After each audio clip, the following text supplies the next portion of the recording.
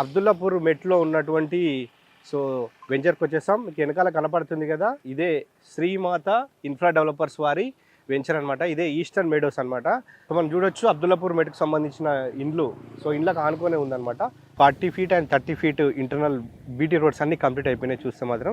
And next ఇక్కడే మనకు చూడొచ్చు రోడ్లకు ఇరువైపులా ఫుట్ పాత్ ఇచ్చారు విత్ కార్బింగ్ స్టోన్స్ అనమాట. సో నెక్స్ట్ ఇక్కడే అండర్ గ్రౌండ్ డ్రైనేజ్ కూడా ఇచ్చారు చూడొచ్చు.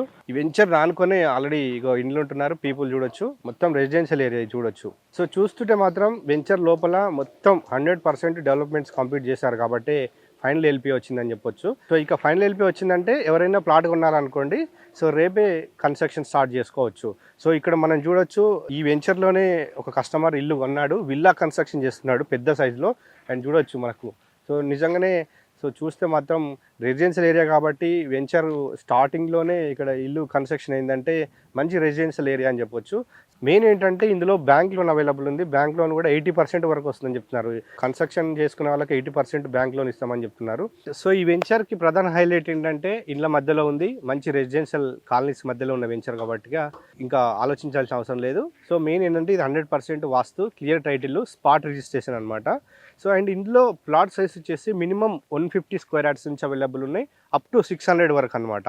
సో అంటే పెద్ద సైజెస్ అవైలబుల్ ఉన్నాయి, చిన్న సైజెస్ కూడా అవైలబుల్ ఉన్నాయి ఇందులో.